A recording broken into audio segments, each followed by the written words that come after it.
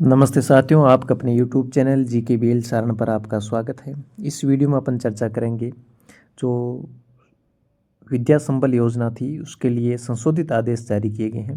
वो योजना थी अपनी विद्या संबल, जिसके 25 को आदेश आए थे। आनन फानन में राजस्थान के सभी डिस्ट्रिक्ट से जारी किए गए थे, तो उनमें अब संशोधन किया गया है। तो इस वीडियो में अपन देखेंगे बूंदी जिले का जो आदेश है उसमें क्या क्या संशोधन किया गया है।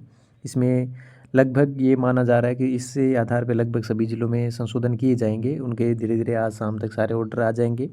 बाकी अगर इसकी अपन बात करें तो जहाँ तक 99% संभावना है इस भर्ती पर आरक्षण के इश्यू के कारण इस पर ये कोर्ट में जाएगी और इस पर स्टे आएगा।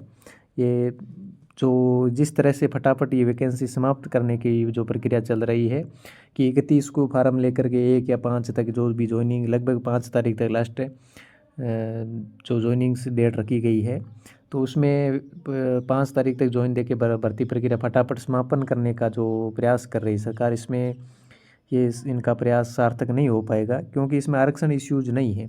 अगर इस तरह जो 76,000 जो वैकेंसी है इसमें अगर आरक्षण का इश्यू नहीं, ये वेटेज नहीं रखा जाएगा, तो इसमें कुल मिलाकर के ये आज आरक्षण को समाप्त करने की तरह की बातें हैं। तो इसमें SC ST वर्ग के लोग इस पर ऑब्जेक्शन उठाएंगे। इसमें अगर अपन अपने वीडियो में बात करेंगे तो जो भी है आगे का प्रोसेस है समय अनुसार होता रहेगा। लेकिन जो अभी सरकार के द्वारा वीडियो जो नोटिफिकेशन जारी किया गया है तो बूंदी डिस्ट्रिक्ट से, तो उसके बारे में अपन चर्चा करेंगे। बूंदी डिस्ट्रिक्ट ने जो डेट निर्धारित की उनके बारे में सबसे पहले अपन चर्चा कर लेते हैं। इसमें उन्होंने 27 को समिति का गठन होगा। 27 को ही रिक्तियों का प्रकाशन किया जाएगा। 29 से 31 तक फॉर्म लिए जाएंगे। 31 को उनको जो PO स्तर से इनको सूची प्रकाशित करेगा, फिर अस्थायी सूची का निर्माण करेगा 1 तारीख तक।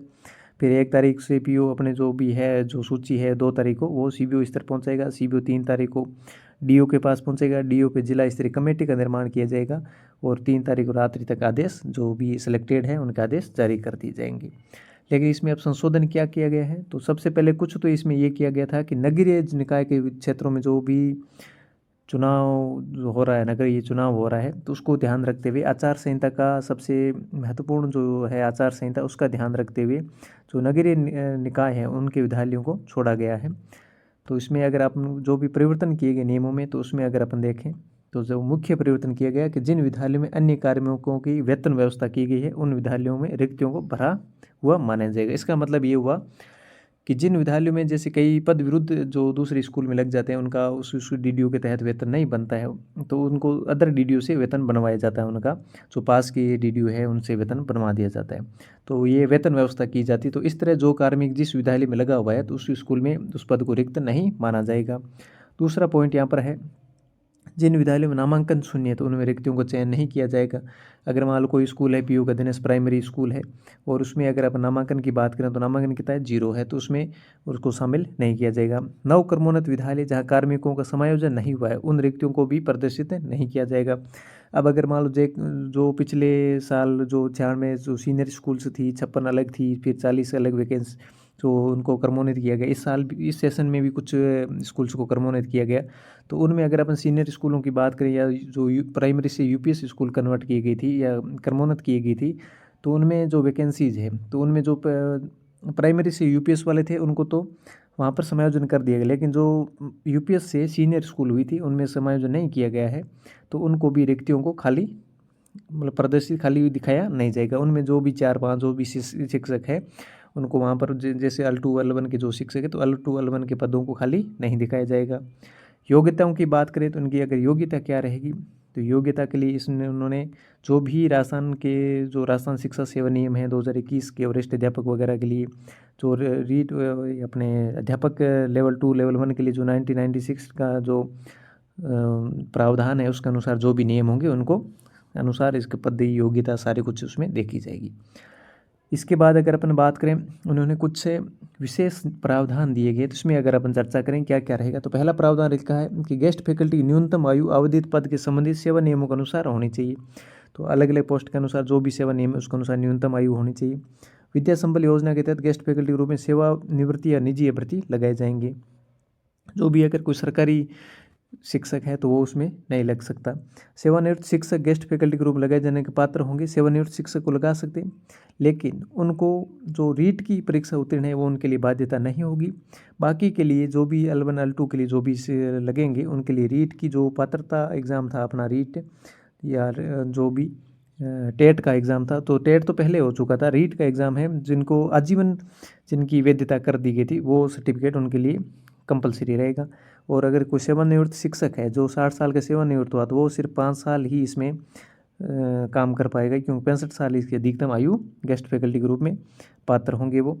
उसमें अगर भाषा विषयों को छोड़कर शेष विषयों का अंग्रेजी माध्यम विद्यालय है तो वहाँ पर गेस्ट फैकल्टी ग्रुप में लगाए जाएंगे और उनका अनिवार्यता भी की जाएगी अंग्रेजी माध्यम में। उसके बाद में ये सूची निर्माण किया जाएगा पीओ स्तर पर, जो सदस्य वगैरह बनाए जाएंगे तो ये इसमें जो उनकी गठन की प्रक्रिया है तो उसके बारे में जो पीओ होगा वो क्या होगा, अध्यक्ष होगा, 2 वरिष्ठतम वाक्यता होंगे उसके सदस्य होंगे। अगर वरिष्ठतम वाक्यता नहीं है तो वरिष्ठ अध्यापक होंगे वो उसके सदस्य होंगे। अगर वरिष्ठ अध्यापक भी नहीं है उस स्कूल में तो दूसरे जो ब्लॉक के अंदर के अन्य विद्यालय वहाँ से 1 या 2 जितनी ज़रूरत के अनुसार वरिष्ठ वाक्यता वरिष्ठ अध्यापक इनको वहाँ सदस्य नियुक्त किया जाएगा। वहाँ से उनका वहाँ पर दूसरे नज़दीकी स्कूल में जो समिति बनाई जाएगी उसमें सदस्य बनाया जाएगा। बाकी निर्धारित अंक 12 था तो इसमें ये सेम रखा गया। इसमें कोई जो कल वीडियोस डाले गए थे उसमें सेम परसेंटेज है, थोड़ा इसमें चेंज किया गया। यहाँ पर जो BSTC और बीएड का जो था 30% रखा गया था। कल जो 25 तारीख को जो नोटिफिकेशन आया था उसमें 30% वेटेज लिखा गया था, आज इसमें कर दिया 25%। जिसमें क्या किया, जैसे स्नातक का यहाँ तो 25% कर दिया गया, जो व्याख्याता थी उसके अंदर पहले यहाँ पर 20% ही था। वरिष्ठ अध्यापक के लिए जो MBA थी उसके लिए 55% कर दिया गया, जो पहले कितना था 50%। और लेवल 2 के लिए भी ये 35% कर दिया गया, जो पहले 30% था। अब अगर आगे अपने सामने स्थिति आ जाए कि समान अंक होने की स्थिति में जो अधिक आयु का अभ्यर्थी होगा उनको कम आयु के अभ्यर्थी से ऊपर वरीयता में रखा जाएगा और इनका कोई भी साक्षात्कार यानी इंटरव्यू नहीं लिया जाएगा।